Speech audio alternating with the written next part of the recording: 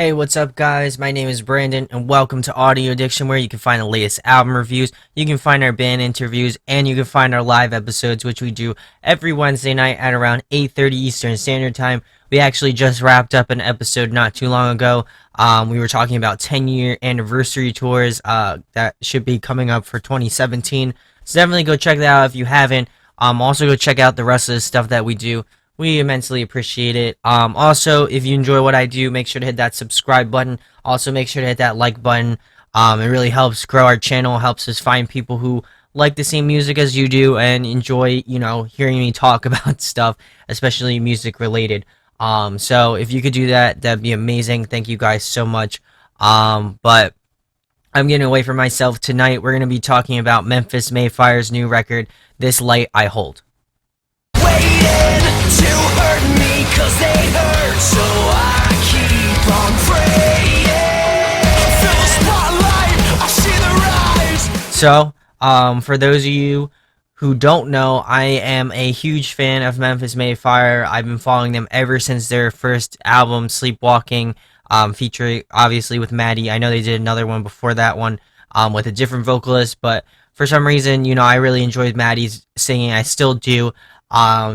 But I was really excited for this record. I heard Carry On, I heard This Light I Hold, and then I think they released another one today. I'm not entirely sure of which one it was, but I was really pumped for this record, and like I am with every Memphis May Fire record.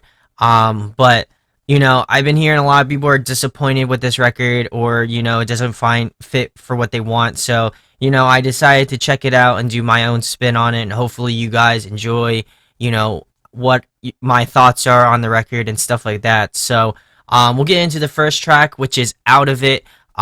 It's a great opener. It is very reminiscent of anything off Challenger or The Hollow. I probably say more or less not The Hollow, probably more Challenger. But it definitely reminds me of a track that would have been on Challenger. I really enjoy just Maddie's screams. I know sometimes they can get kind of bland, but I feel like on this album he really switched things up and tried different things with his vocal techniques. So I really enjoyed this track, and I feel like it's a great opener to how that rest of the album's gonna pan out and stuff like that. Just in terms of style, but I feel like the first couple first probably. I probably say first 5 or 6 tracks definitely are reminiscent of like older Memphis May Fire stuff, especially more Challenger, probably a little bit Unconditional, maybe a little bit of Hollow in there. But I think it's a great opener. It's very heavy. It's very punchy. It's very in your face, as you would expect from Memphis May Fire. I know they went kind of soft on the last record, Unconditional. And I definitely did like the B-side sort of stuff that they released on their deluxe record, especially like Stay the Course and stuff like that. I really enjoyed those tracks, but we'll move on to the second track. I actually did a review of this single, Carry On, and just my thoughts on it. I really enjoyed it.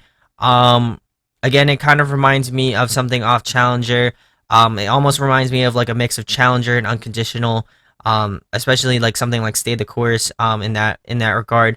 There are hints of older Memphis May Fire, sounding albums, especially like Between the Lies and stuff like that. I feel like, that kind of, is very similar to that, and just, I really enjoyed this one overall. I feel like, they're trying to incorporate what they know and try to do something different, with the record, and I feel like, I, as a listener, I don't think I would be as satisfied if they released like a Hollow 2 or like a Challengers 2. I feel like, they gotta do something different, and, there's a lot of people who don't like it, and, I feel like in this record specifically, I feel like you have to come in with an open mind and, just expect something different. It's not your atypical Memphis May Fire record. There are some hints of older Memphis May Fire stuff, but definitely they're trying to do something different, and I applaud them for doing that, especially. But we'll move on to track number 3, which is Wanting More. I think this is a solid track as well. I don't think there's anything too special about it in terms of just vocal style or something that like that. It's very, if you know how Matty Mullins is, and I'm sure you have if you listen to anything Memphis May Fire, it's very much in his wheelhouse and sort of that sort of stuff. I also feel like he's very restrained in this record. I feel like he's not as, like high pitch. I wouldn't even say high pitch, but he doesn't even go into that higher register like he used to in the Hollow, and even in like Challenger. I feel like he's not really going up into that higher register. He's getting more of that like grit tone and stuff like that, in the way he sings and stuff like that. And he's tending to stay in that lower register area. I'm not saying like super low and something that's like different. I feel like he's just not really going for those high notes. I feel like he's a bit pushed back, in my regards, at least, or at least my thoughts. But overall, I think it's a solid track, and we'll move on to track number 4, which is Sever the Tides. I actually saw this live about a week ago now. I really enjoyed seeing it live. I think it's played out a little bit differently on the album than it is live. I feel like Maddie really holds it down live, and we'll be posting video of that on Saturday or Sunday of this week, so definitely be sure to check that out. But overall, I feel like Maddie holds it down live in that track, but also, I really enjoyed the album version of it as well. I feel like this is the strongest track off the record. There's another track that we'll get into later that I also feel like is a strong track on this record. I definitely say Sever the Ties, excuse me. Sever the Ties is one of my favorite tracks, if not my favorite track off the record. It just got something really brutal and very heavy about it. Almost reminds me a little bit of Sleepless Nights and, I don't know, it's probably a little bit like The Haunted or something like that. I'm trying to think of something off of Challenger. Um, Probably something similar to like Pharisees or something like that. I feel like on that same level of heaviness. There isn't too much singing, but it's balanced out as usual. So I really enjoyed this one. I would definitely say this is one of my favorite tracks off the record. So we'll move on to track number 5, which is The Enemy. I really enjoyed this one as well. I like that Kellen is doing more solo parts. I really enjoyed his solo and Stay the Chorus, so I'm excited to see that he's doing more solo parts. I like that this track opens up with a solo part from Kellen. I feel like he's a super underrated guitar player and just riff creator. I really enjoy what he's done ever since, the beginning, Sleepwalking and stuff like that, all the way on.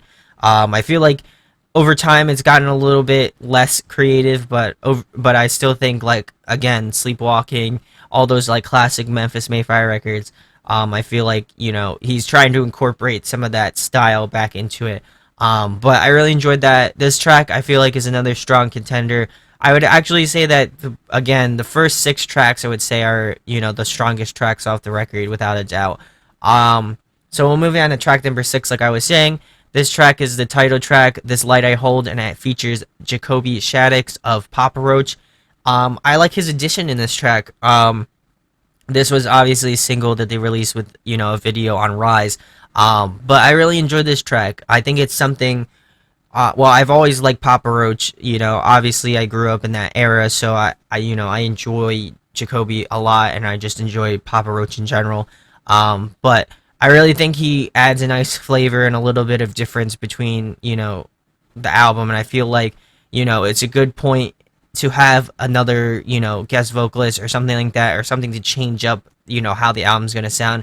So I feel like Jacoby's a really good addition to this track. I feel like he offers some nice parts. I feel like he should have added a little bit of scream parts. I know he does some of the yelling sort of parts. I definitely like his singing. I like that it's got some grit to it. Of course, he does both the singing and screaming, just like Maddie. But I really enjoy this track. Maddie does a really good job. I think, the entire band, and just instrumentally, it sounds good.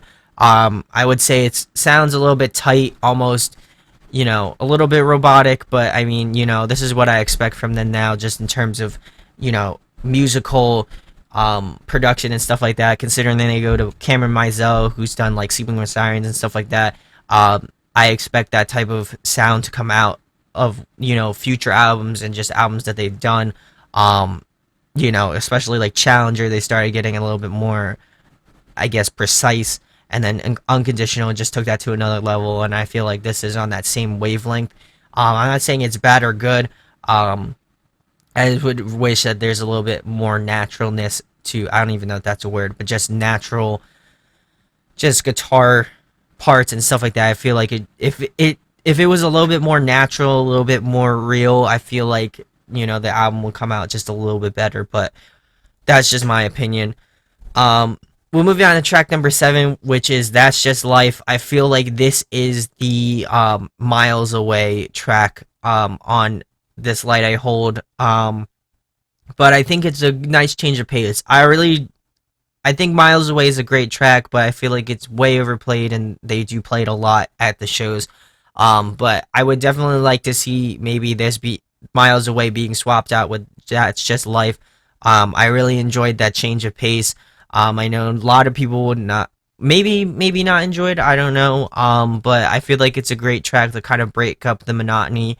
Also, the fact that there isn't any screaming, so it's a little bit of a lighter track. You get to see some of Maddie's more tender moments in this track, without a doubt. So I really enjoyed this one. I wouldn't put it in my favorite category, but I think it's a solid track. So we'll move on to track number 8, which is "Letting Go." Um, Very faintly, especially at the beginning, it reminds me a lot of Linkin Park for some reason. I maybe it's just like the production part with like the synths and sort of like that, sort of part at the beginning. I feel like that is what reminds me of them sounding like Linkin Park in that sense. But for some reason, I got those Linkin Park vibes. But I think this is a solid track. I wouldn't put this one in one of my favorite tracks, but I think it's a good track. We'll move on to track number 9, which is "The Antidote." I would definitely say this is another one of my favorite tracks and one of the better tracks off the record. It's really fast paced. It's really fast paced and in your face. That's what I was gonna say. But yeah, I really think this is a solid track. Definitely one to look out for. I would say it's on the same level as "Sever the Tides." Again, I enjoyed the solo on this one as well. I feel like they're slowly incorporating Kellen into the solo parts and having parts for him to solo on. So I really enjoy that. Also, I'd like to say Jake does a really awesome job on the drums on this track as well. Just really holding down that sort of fast beat. But this one's kind of a change of the pace, so I really enjoy that one. Um, the next track is "Better Days." I would say this one's another solid one. I think it's a more forgettable one in terms of just tracks that you're going through and stuff like that. I think it's a solid sort of rock-esque track with some screaming, a little bit of breakdown parts, but overall, I feel like there's nothing memorable about this track. So we'll move on to track number 11, which is "Not Over Yet," and this features Larry Soilman, of My American Heart, which is one of my favorite bands. So I was really stoked to see him on this track. I feel like they underutilized him immensely. I feel like they could have done some harmony parts with him, just like the same part with Jacoby where they switched off. They could have done that. I just feel like his part was really good for what it was, but I feel like it was just lacking in that sense. Just wasn't enough time for him to really, fit in with the part, and I felt like it was almost as if it was like forced into the track. They really didn't make a part for him. I felt like it just didn't feel right. I do love Larry. I do love My American Heart. So this kind of saddens me in that sense. This track is very reminiscent of Beneath the Skin. It almost reminds me of like the second part of Beneath the Skin. But I think it's a solid track. I think if you enjoyed Beneath the Skin, I feel like you'll enjoy this track immensely. But I think it's a really solid track. I put it in one of the better tracks off this record. But I just feel like Larry was just super underutilized in this track. We'll move on to track number 12, which is "Unashamed." I feel like they picked it back up again. This is another really solid track. I would even warrant to put it in some of my favorite tracks, just over listening to it and just liking it. I feel like this one's another great track. A really fast one, another just well-paced track, and just an enjoyable track at best. But just overall, I like that there are some familiar elements that they had and some non-familiar elements. Like they're trying to mix it up, so I enjoy that. And lastly, "Live It Well." I feel like it's a cool way to end the track. It almost reminds me of um Actually, I don't feel like they've ever done like a slow part to sort of end the album out. There's this cool kind of build up sort of part. It starts off really kind of like slow, and Maddie kind of adds in his parts, and then the guitars, the drums, everything picks in towards like the second half of the track. So I feel like they did a really good job of building it up, and I think it's a cool way to end the record. I wouldn't personally have ended it that way, but creative differences obviously. But overall, I think it's a solid track. Obviously it's the last track, and I feel like it's kind of a good way to round out the record. But overall, um, I was really surprised by this record. I came into it, um, I don't know. I guess it surpassed my expectations. I didn't really like Unconditional too much, so I would definitely put this a little bit above Unconditional in that sense. But my pros and cons for this record, there are some tracks that feel like drowned out, especially tracks like Better Days, Letting Go, and I think there's maybe like one other. Live It Well seems kind of a little bit bland, but um, overall, I feel like it's a solid record. Would I say it's the best record? Without a doubt, it's not. I just I don't know. I feel like there's no conviction behind it, and I say that with a heavy heart because I really do love Memphis May Fire, and I love what they do, and I've always been a fan of what they did. But I feel like what got me into Memphis May Fire was the Hollow, and like Sleepwalking and stuff like that. There was just some real conviction behind what he was saying, and I'm not saying that he doesn't have conviction, but what behind what he's saying. But I felt like this album was just like, oh, just attack me because I believe in God, or that I believe in Jesus or whatever.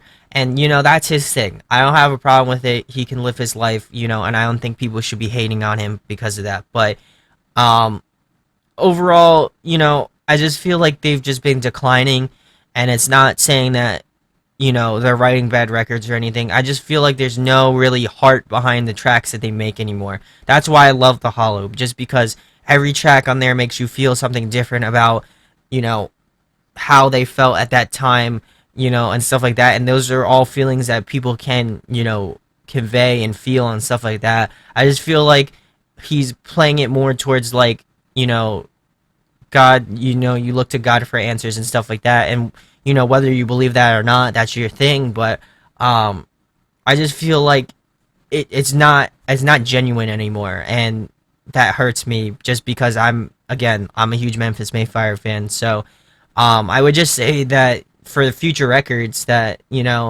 I feel like if they dug a little bit deeper, they put a little bit more conviction into it, I feel like they can definitely make a turnaround. I know that they're writing really solid stuff instrumentally. I really enjoyed this record. Just I don't know, it's just something about it just doesn't scream that he has conviction in what he's saying. So um, this record doesn't feel like that. It comes off that way, and I definitely like to know your thoughts in the comment section below on this record. Have you checked it out? What do you think of the singles, stuff like that? I would definitely be willing to know your thoughts on that and stuff like that. So definitely let me know in the comments. But my overall rating for this record, I probably give it a 7.5 out of 10. I don't think it's their best record. I don't think it's their worst record. I just think it's like right in between, their records. And it kind of hurts because like, I want another Hollow record, and I just want something I don't even want another Hollow record. I want a record that has conviction behind it, that has something that people can feel, that people can get, that people can understand if they have an emotional connection to it.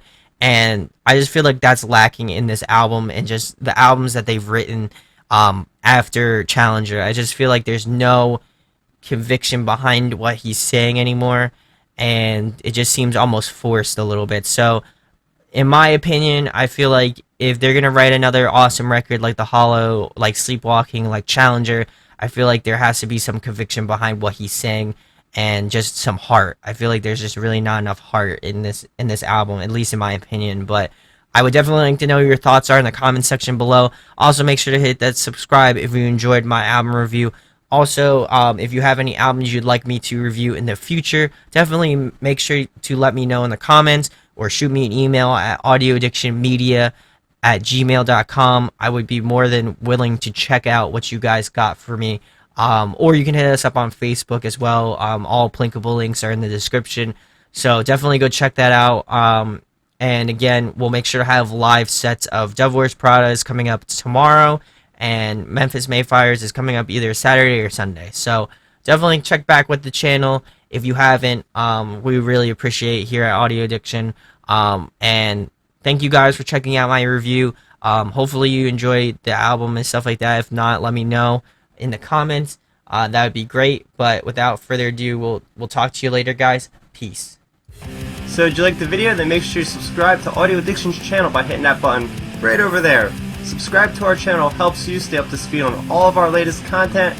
Speaking of latest content, you can check out a recent episode from our live weekly show right down there, as well as a recent album review right over there. And you can check us out on social media right over there. So what are you waiting for? Let's talk music.